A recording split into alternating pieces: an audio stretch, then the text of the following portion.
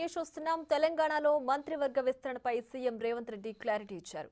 Congress B form మీద గెలిచిన వారికి మాత్రమే మంత్రివర్గంలో చోటు దక్కుతుందని అన్నారు. కేబినెట్ విస్తరణపై హైకమాండ్తో చర్చల తర్వాత సీఎం మీడియాతో చిట్ చాట్లో కీలక విషయాలు పంచుకున్నారు. ఇతర పార్టీల నుంచి వలస వచ్చిన వారికి మంత్రి పదవులు ఉండవని తేల్చి చెప్పారు ముఖ్యమంత్రి రేవంత్ రెడ్డి. కేబినెట్ పదవులు ఆశిస్తున్న వారికి సీఎం రేవంత్ రెడ్డి క్లారిటీ ఇచ్చారు.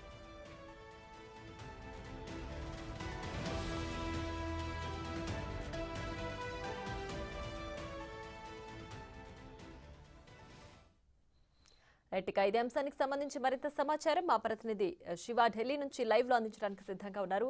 శివ, చెప్పండి. అయితే సీఎం రేవంత్ రెడ్డి మీడియాతో చిట్ చాట్ లో చర్చించిన అంశాల్లో కీలకంగా వేరే పార్టీల నుంచి వచ్చిన వాళ్ళకి కీలక పదవులు అసలు పదవులు ఉండవు అని చెప్పి క్లారిటీ ఇచ్చేస్తారు కదా, పూర్తి డీటెయిల్స్ ఏంటి?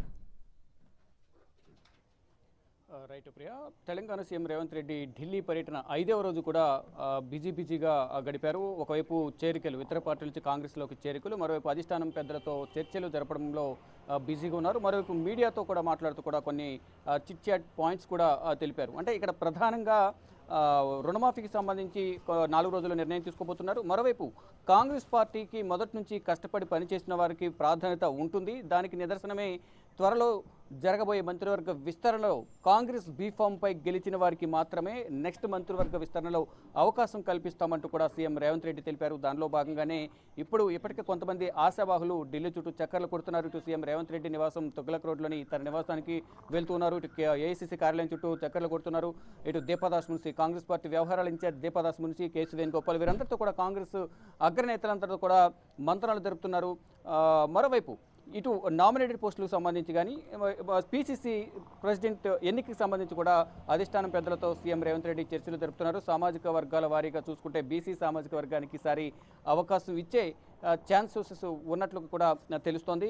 ఇక ఇంతకుముందు మీరు చెప్పినట్లుగా బీఫామ్ మీద గెలిచిన వారికి మాత్రమే, కాంగ్రెస్ బీఫామ్ మీద గెలిచిన వారికి మాత్రమే మంత్రివర్గంలో అవకాశం ఉంటుంది.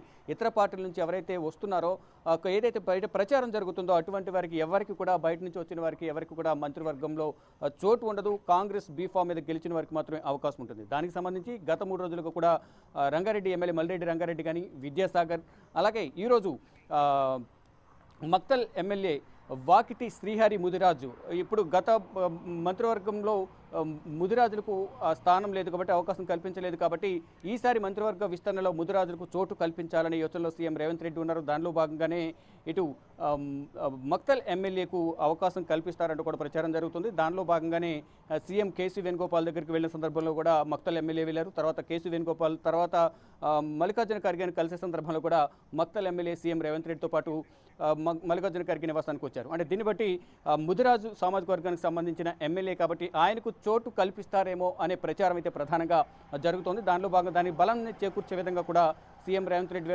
వెంట అలాగే దీపదాస్ మున్షితో కూడా వాకిటి శ్రీహరి ముదిరాజు కూడా చర్చలు జరుపుతున్నారు. ఇటు 2 సందర్భాలు కూడా కేసీ వేణుగోపాల్ నివాసంలో, మల్లికార్జున ఖర్గే నివాసంలో కూడా ఆయన వీరితో పాటు భేటీ అయ్యారు. మరోవైపు ఈరోజు కాలే యాదయ్య కాంగ్రెస్ తీర్థం పుచ్చుకున్న నేపథ్యంలో మర్యాదపూర్వకంగా కేసీ వేణుగోపాల్ను కలిశారు. తర్వాత మల్లికార్జున ఖర్గేను కూడా కాలే యాదయ్య కలిశారు. ఇక మరికొన్ని చేరికలు కూడా ఉండే అవకాశం కనిపిస్తున్నట్లు కూడా ప్రచారం జరుగుతుంది. బీఆర్ఎస్ ఎమ్మెల్యేలు కొంతమంది ఇంకా ఢిల్లీలో మకాం వేశారు. బయటికి రాకుండా వారందరూ కూడా జాగ్రత్త పడుతున్నట్లుగా కూడా తెలుస్తోంది.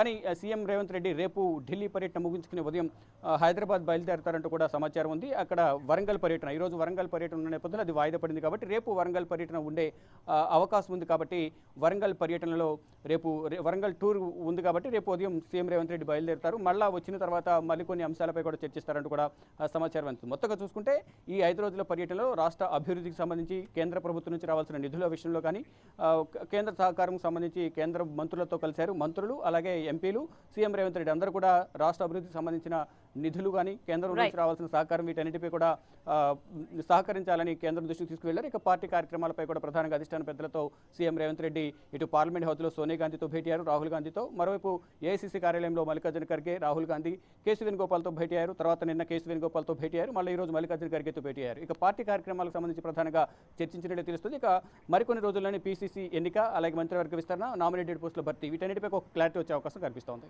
Right Shiva, thanks for the updates.